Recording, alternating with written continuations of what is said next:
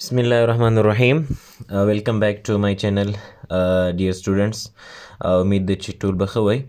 راځو نن ویډیو کې آیسومریزم باندې خبرې کوو. د آیسومریزم باندې پوهېدلو نه مخکې دغه داسې یو موضوع ده، ډېره یو انټرسټینګ، ډېره یو دلچسپه موضوع ده او ډېره یو امپارټنټ موضوع ده په بایوکیمسټري کې. زموږ د طب ماسرین کلم چې په بیوشیمي کې د آیزومریزم موضوع ته ورګډ شي، کله چې د دې ټایپس وایي، سټیرو آیسومریزم وایي، اپټیکل آیسومریزم وایي، جیومټریک آیسومریزم وایي، نو دوی بیا داسې فکر کوي چې یاره د آیسومریزم اوس موږ دلته ولې وایو، دا ټوله کیمیا ده چې اوس ګلوکوز 14 ایزومر لري، ډي ایزومر دی، ایل ایزومر دی، ګلوکوز د ګلکټوز ایزومر ده، دا موږ ته څه ګټه لري، ولې یې وایو. نو نن ویډیو کې به انشاءالله په دې وغږیږو چې آیسومریزم څه ته وایي، آیزومریزمز په څو ډوله دی، ټایپس اف آیزومریزم، او زموږ دریمه موضوع به وي امپارټنس اف آیزومریزم. میډیکل ساینس کې آیزومریزم څه ګټه لري، انشاءالله دغه درې موضوعات به په دې ویډیو کې راټول کړو. اول راځو ایزومریزم ته. ایزومریزم کانسپټ تر ټولو لومړی په 1830 کې د بارزیلیس په نوم یو ساینټیسټو دی وړاندې کړی و. دغه کانسپټ د راوړاندې کړی ده. ایزومریزم کلمې ته که تاسې وګورئ، دوه کلمې دی، یو آیزو بل میروس. آیزو وای ایکول یا مساوي یا برابر یا سیم، یو شان په معنا دی. میروز وای پارټس ته. نو ایزومریزم لفظي معنا ده ایکول پارټس، مساوي برخې یا یو شان برخې. اوس ایزومریزم اصل کې څه ته وایي؟ Two or more organic compounds having the same molecular formula but different structural formula. دوه یا له دونه زیات داسې غذوي مرکبونه چې د هغوی مالیکولي فارمولا یو شی وي خو ساختماني فارمولا یې فرق ولري، داسې مرکبونو ته موږ خپل منځ کې وایو آیسومرز، او دې عملیې ته آیزومریزم وایي. مثلا اوس ګلوکوز، ګلکټوز، فرکټوز درې واړه ارګینیک کمپاونډز دي، غذوي مرکبونه دي. که تاسې دغه درې واړو غذوي مرکبونو ته وګورئ، د دې درې واړو مرکبونو مالیکولي فارموله یو شی ده، C6H12O6، د ګلوکوز هم ده، د ګلکټوز هم C6H12O6 ده، د فرکټوز هم C6H12O6 ده. نو د ګلکټوز، ګلوکوز او فرکټوز درې واړو غذوي مرکبونو مالیکولي فارموله سره یو شی ده، خو د دوی چې کوم ساختماني فارموله ده، سټرکچر یې دی، هغه د یو بل نه ډیفرنٹ دی.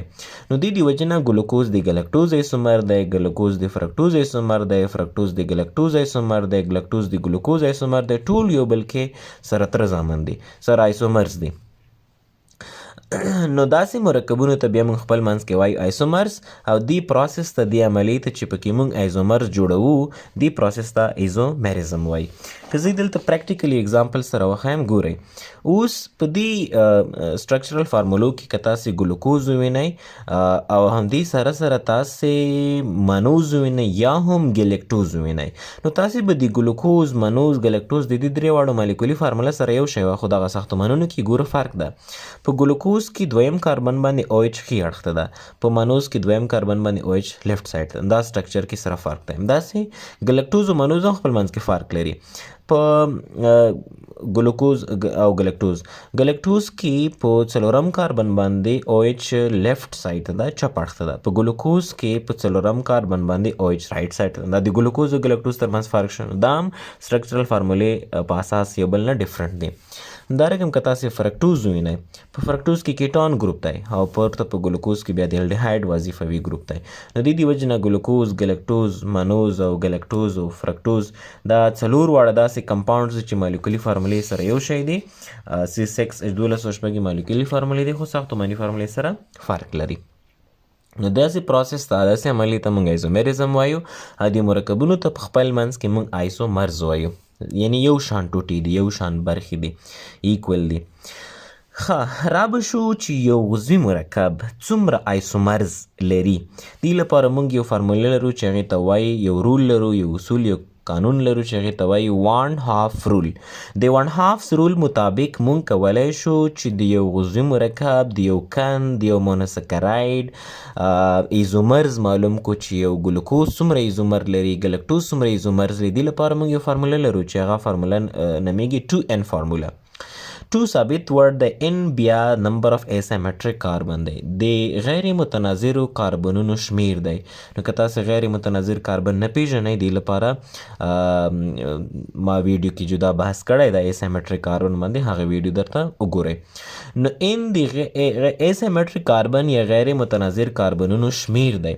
نو اوس که تاسو دلته راشئ ګلوکوز میمز اگزامپل کې اخیستی ده. د ګلوکوز فارموله که ووینئ په ګلوکوز کې دویم کاربن، دریم کاربن، څلورم کاربن، پنځم کاربن غیر متناظر دي. یعنې دا داسې کاربنونه دي چې څلور مختلفو اټمونو یا د اټم له ګروپ سره مختلفې اړیکې جوړې دي، ټول یو شان اټم نه دي، یعنې غیر متناظر کاربن دی. نو دا څلور کاربنونه په ګلوکوز کې اسیمیټریک دي. نو اوس که زه د پورته فارمولې مطابق وایم، فارموله ده 2n. ان دی اسیمیټریک کاربنونو شمیر دی. نو 1 2 3 4 کاربن اسیمیټریک دي. نو 2 پاور 4 دا به ولیکئ. تاسو داسې لیکلی شم چې 2 ضرب 2 ضرب 2 ضرب 2 یعنې 4 وارې به 2 ضرب کړم، دې نه به جوړ شي 16. نو ګلوکوز 14 ایزومرز لري، کوم چې تاسې په سکرین باندې لیدلی شئ. دا شی که فرکټوز ته راشئ، د فرکټوز مالیکولي فارموله هم C12H12O ده، خو په فرکټوز کې بیا دریم کاربن، څلورم کاربن، پنځم کاربن غیر متناظر دي. که تاسو دا فرکټوز راواخلئ، په دا د فرکټوز سټرکچرل فارموله ده، په فرکټوز کې دریم کاربن، څلورم کاربن، پنځم کاربن دا غیر متناظر دي، یعنې دا کاربنونو څلور مختلفې اشتراکي اړیکې جوړې کړي دي. نو 3 کاربنونه په فرکټوز کې غیر متناظر دي. نو 3 کاربنز. نو که فارمولې په اساس لیکو 2n 2 پاور 3 2 ملټیپلای 2 ملټیپلای 2 دا به شي 8. نو فرکټوز موږ سره بیا 8 آیسومرز لري. نو 1/2 رولز هغه رول دی، هغه قانون دی چې 2n فارمولې په اساس موږ کولی شو د یو کې متاکن معلوم کو چې څومره آیسومرز لري. n د اسیمیټریک کاربنونو تعداد ښایي موږ ته. ورپسې را به شو ټایپس اف آیسومریزم. ټایپس اف آیسومریزم معنا د آیسومریزم ډولونه. آیسومریزم مختلف ډولونه لري. فار ایگزامپل سټرکچرل آیسومریزم اینڈ سټیریو آیسومریزم. یو ساختماني آیسومریزم ده، یو سټیریو آیسومریزم ده. سټرکچرل آیسومریزم کې به مختلف نور راځي، چین آیسومریزم، پوزیشن آیسومریزم، فانکشنل ګروپ آیسومریزم، دا رقم ټاوټو میریزم. دا مختلف ټایپس دي د سټرکچرل آیسومریزم. که زه په دې باندې دلته ځکه نه غږیږو، دا د کیمیا بحث ده، دلته کوم خاص رول نه لري. نو که زه 4 ډاټس فرض کړم، 4 ډاټس یې ټکي دي، که زه غواړم دا 4 ټکي سره یو ځای کړم، نو زه دې طریقې سره هم یو ځای کولی شم 1 2 3 4 1 2 3 4. خو اوس دا دې کې هم 4 ډاټس دي، دې کې هم 4 ډاټس، شمیر یې دواړو کې یو شی ده، خو د دې کې د دې یو ځای کېدنه یو مختلف ده. دلته د ډاټس یو ځای کېدنه یا یو بل سره وصل کېدل یا لینک کېدل دا مختلف دي، یعنې د دواړو سټرکچر کې فرق دی. د ایزومریزم ته سټرکچرل ایزومریزمز وایي.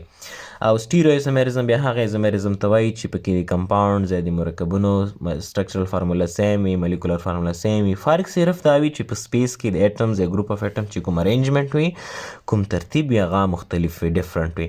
او سټیریو ایزومریزم بیا 2 ډوله ده، یو ته وایي جیومټریک ایزومریزم او بل ته وایي اپټیکل ایزومریزم. او تر ټولو امپورټنټ ټاپکس په ایزومریزم کې د اپټیکل ایزومریزم د دې د وجې نه دې باندې سپیډ سره لاړم، دومره زیات امپورټنټ نه لري. سټیریو ایزومریزم او د دې چې کوم ټایپس ته دا به موږ په نیکسټ ویډیو کې ایکسپلین کوو.